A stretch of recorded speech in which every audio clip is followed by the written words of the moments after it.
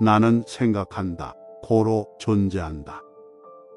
만약 당신이 진실로 진리를 추구하는 사람이라면 살아 생전에 적어도 한 번쯤은 가능한 한 모든 것에 대해 깊이 의심해 볼 필요가 있다.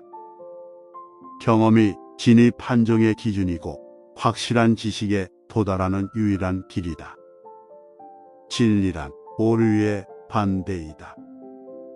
인간에게 가장 중요하고 필수적인 지식은 어떻게 살 것인가, 그리고 어떻게 하면 악을 멀리하고 선을 더 많이 행할 수 있는가이다. 훌륭한 정신을 갖는 것만으로는 충분치 않다. 중요한 것은 그것을 올바른 방향으로 이끄는 것이다. 감정은 늘 신체에 반사적으로 나타난다. 남을 원망하는 감정을 품고 있으면 당신의 피는 매우 나쁜 상태에 놓이게 된다. 마음이 선량하면 모든 것이 좋아진다. 사랑의 감정은 신체 내에 조화되어 따뜻한 모습으로 나타난다.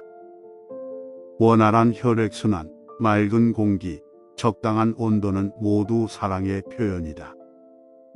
마음의 고통은 육체의 고통보다 더 괴롭다. 마음의 갈증은 물을 마신다고 해서 사라지지 않는다. 끊임없이 덕을 추구하는 사람들이 그들의 마음의 한 습성으로서 언제나 누리게 되는 만족은 마음의 고요함으로 불려진다. 마음의 평온을 얻은 사람은 자기 자신은 물론 타인에게도 따뜻하고 부드럽다. 정신은 육체가 잘못 끌어들이지 않는 한 언제나 옳다. 육체적인 감각은 정신으로 적절히 개입하거나 통제하지 않으면 우리로 하여금 종종 비이성적인 행동을 하게 만든다. 정념은 우리를 이기적이며 생각이 없는 사람으로 만들어 진리에 다가서는 것을 방해한다. 우리의 감각은 진정으로 필요하지 않는 것을 간절히 원하도록 만드는가 하면 우리에게 해를 끼치지 않는 것을 두려워하게 만들기도 하고, 해서는 안 될 일들을 하도록 만듦으로써 우리를 잘못된 방향으로 인도할 수 있다.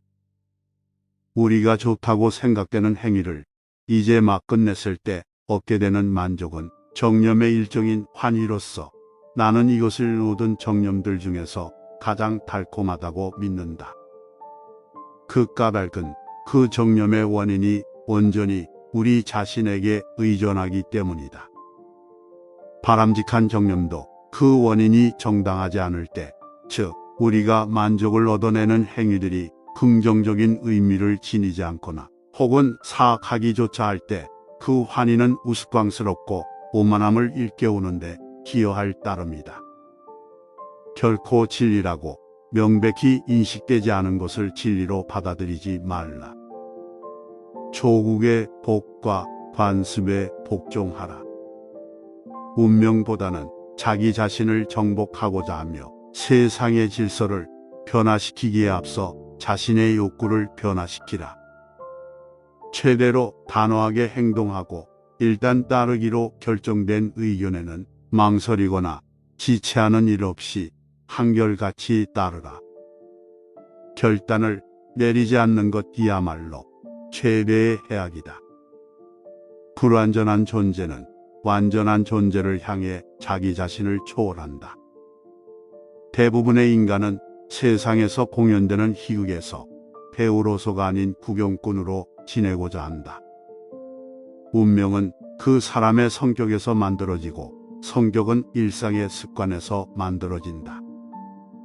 좋은 행동의 씨앗을 뿌려 좋은 습관을 형성하라.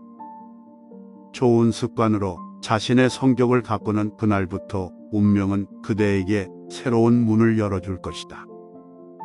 양서를 읽는 것은 과거에 살았던 가장 탁월한 사람들과 대화를 나누는 것과 같다.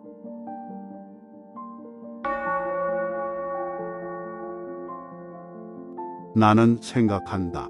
고로 존재한다. 만약 당신이 진실로 진리를 추구하는 사람이라면 살아 생전에 적어도 한 번쯤은 가능한 한 모든 것에 대해 깊이 의심해 볼 필요가 있다. 경험이 진입 판정의 기준이고 확실한 지식에 도달하는 유일한 길이다. 진리란 오류의 반대이다. 인간에게 가장 중요하고 필수적인 지식은 어떻게 살 것인가, 그리고 어떻게 하면 악을 멀리하고 선을 더 많이 행할 수 있는가이다. 훌륭한 정신을 갖는 것만으로는 충분치 않다. 중요한 것은 그것을 올바른 방향으로 이끄는 것이다. 감정은 늘 신체에 반사적으로 나타난다. 남을 원망하는 감정을 품고 있으면 당신의 피는 매우 나쁜 상태에 놓이게 된다. 마음이 선량하면 모든 것이 좋아진다. 사랑의 감정은 신체 내에 조화되어 따뜻한 모습으로 나타난다. 원활한 혈액순환, 맑은 공기, 적당한 온도는 모두 사랑의 표현이다. 마음의 고통은 육체의 고통보다 더 괴롭다. 마음의 갈증은 물을 마신다고 해서 사라지지 않는다. 끊임없이 덕을 추구하는 사람들이 그들의 마음의 한 습성으로서 언제나 누리게 되는 만족은 마음의 고요함으로 불려진다.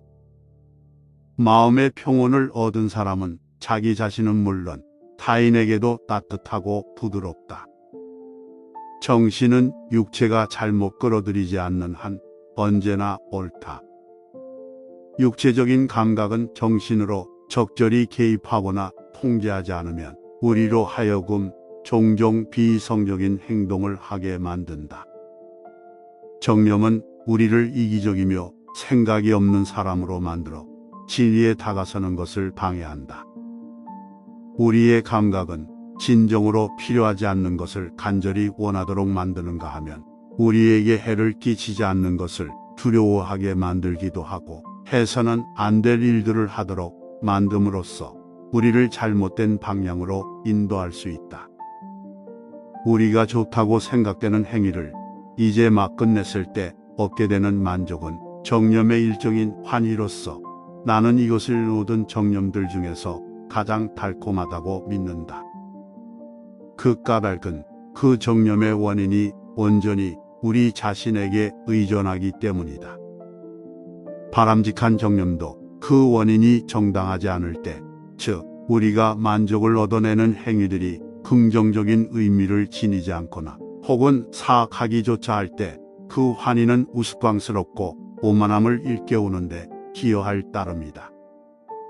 결코 진리라고 명백히 인식되지 않은 것을 진리로 받아들이지 말라. 조국의 복과 관습에 복종하라. 운명보다는 자기 자신을 정복하고자 하며 세상의 질서를 변화시키기에 앞서 자신의 욕구를 변화시키라. 최대로 단호하게 행동하고 일단 따르기로 결정된 의견에는 망설이거나 지체하는 일 없이 한결같이 따르라. 결단을 내리지 않는 것이야말로 최대의 해악이다.